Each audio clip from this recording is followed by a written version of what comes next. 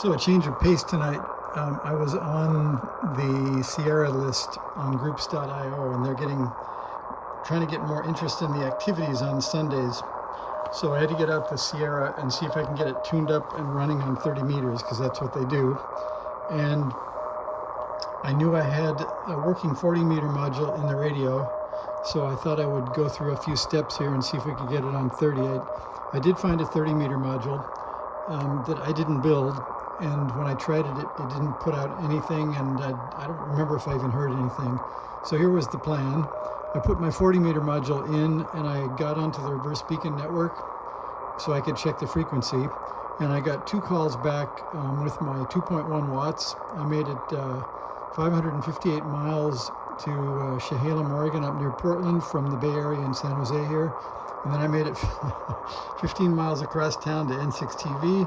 And my dial was reading here on the Sierra 7120.0, and both of them read 7119.8. So I guess my dial reads about 200 hertz higher than the transmitted, or than the actual frequency. And this 2.1 watts was into the dummy load, so that was safe. And then I tuned around a little bit and wanted to make sure that things like the ABX and all that worked. So let's see if I can find a station that seems to have gone pretty dead here in the last few minutes. There's a weak one. Let's see. We'll turn down that filter.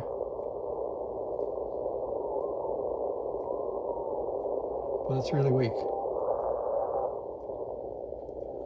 Turn down the RF gain a little bit, up with the volume.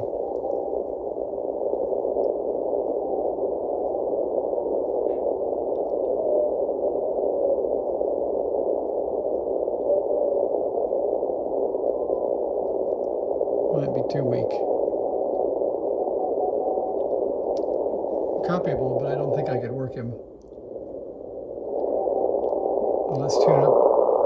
Another thing that's kind of fun with this radio, it'll go all the way up to, I think, 1.2 kilohertz bandwidth, so we can go up and try this. Sometimes there's some lower sideband guys here.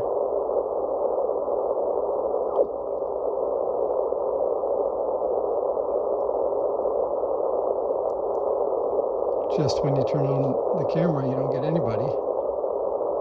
Anyway, tuning around wasn't the important piece. So, well, there's one. So I'll show you what can happen with the RF gain down and the filter narrowed.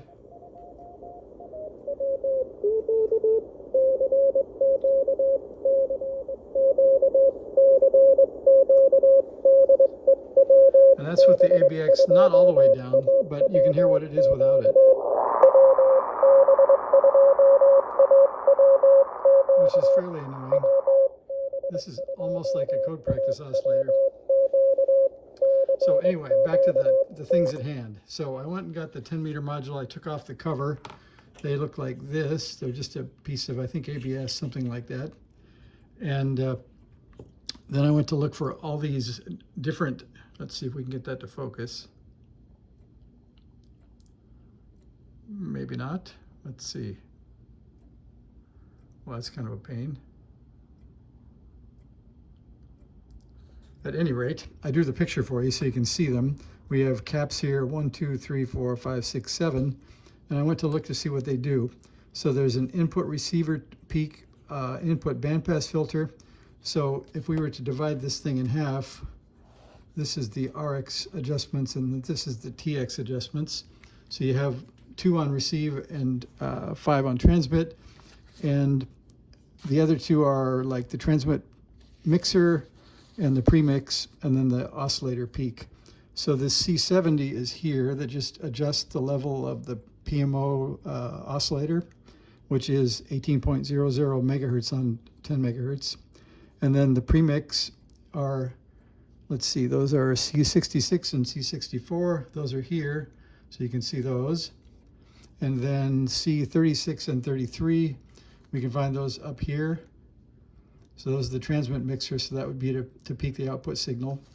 And then on the receive side, you can see there's two lowly caps on the input, one on the bandpass filter, C1 and C2. C1's input and C2 is that bandpass. So it's a pretty easy rig to tune up. So I think I'll not bore you with the tune-up piece, but or maybe I'll just make a different video. This one's getting long.